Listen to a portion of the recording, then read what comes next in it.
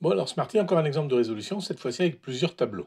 Tu compliques tout, mon pacalou. Et puis c'est quoi ton exemple là? Ah bien, au club, décidément, mon pacalou. Oui, oui, Smarty, que d'aventure.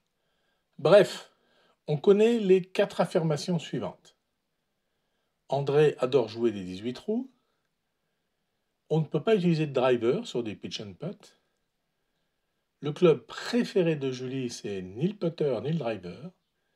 Et puis Pierrot adore son driver, c'est son club préféré.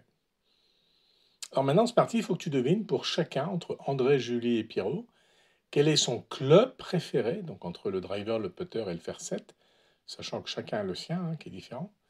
Et puis quel est le type de parcours préféré entre un 18 trous, un pitch and putt et ou faire du practice.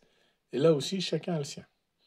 Bah, c'est pas facile, mon pacalou, toutes tes phrases se mélangent sans aucun recoupement, là. Il manque des informations, à mon avis. Eh bien, c'est un peu compliqué, je te l'accorde, Smarty, mais rien d'infaisable. Rien d'infaisable, mon pacalou? Et c'est comment alors? Eh bien, nous allons utiliser plusieurs tableaux. Et nous allons le compléter, après les compléter tout doucement, en relisant chacune des 4 affirmations, Smarty. Alors, nous, ce qu'on veut, c'est croiser le nom avec les clubs, pour avoir quel joueur a quel club préféré. Et on veut croiser les noms avec les parcours. Il nous faut donc faire 2 tableaux. Et pourquoi ça, mon pacalou? Eh bien, je le redis. Je veux savoir qui préfère quel club, premier tableau. Et puis, je veux savoir qui préfère quel parcours, deuxième tableau, Smarty. Ok, mon pacalou. Bon, alors maintenant, je prends chaque affirmation une à une. Alors, André, elle adore jouer les 18 trous. Donc, je mets en vert la case où il y a le croisement entre André et 18 trous. Bon, donc ça veut dire forcément que je mets en rouge la case de Julie et de Pierrot sous 18 trous parce que ils ont un parcours différent, préféré de celui d'André. Et puis, comme André, j'ai mis du vert sur 18 trous, je mets du rouge sur pitch and putt et practice.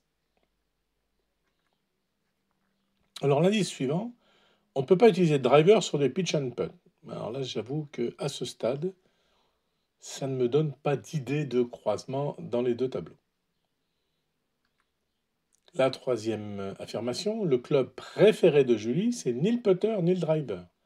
Eh bien, je mets case rouge à driver et case rouge à putter pour Julie.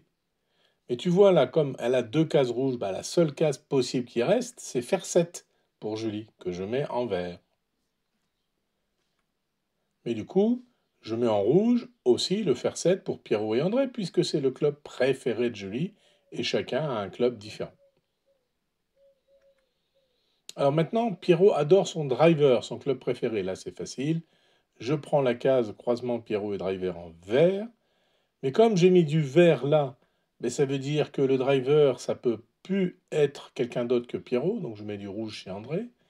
Et puis, comme Pierrot préfère le driver, bah, il ne peut pas aimer le fer 7, ça on le savait déjà, mais il ne peut pas aimer non plus le putter. Donc je mets en rouge. Puis si tu regardes bien le tableau, il n'y a plus qu'une seule case de libre. Donc c'est forcément André qui aime le putter. Mais là, notre tableau n'est pas complet. Donc il faut rebalayer un petit peu les indices. André adore jouer des 18 trous, ça ne me donne rien de plus. On ne peut pas utiliser de driver sur des pitch and putt. Ah, là c'est intéressant. On sait que Pierrot, c'est son club préféré, les drivers. Du coup, ça peut pas être les pitch and putt, son parcours préféré, il n'a pas le droit de faire de driver dessus. Donc je mets du rouge là sur la case pitch and putt pour Pierrot. Bah du coup, forcément, celui qui aime le pitch and putt, la seule case qui reste, c'est Julie. Et comme Julie, elle adore le pitch and putt, eh bien forcément, c'est pas elle qui aime le practice, et il n'y a plus que Pierrot qui aime le practice. Eh bien, c'était Sioux, mon pacalou. Hein. Oui, oui, t'as vu, c'est assez facile. Alors, il faut parfois relire la liste des indices, plusieurs fois même.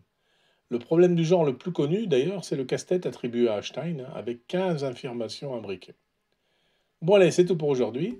Je te donne rendez-vous dans la prochaine vidéo sur la découverte des méthodes de résolution de devinettes, toujours dans le cadre de nos aventures physico-mathématico-golfiques. Des hâtes, mon pacalou, des hâtes.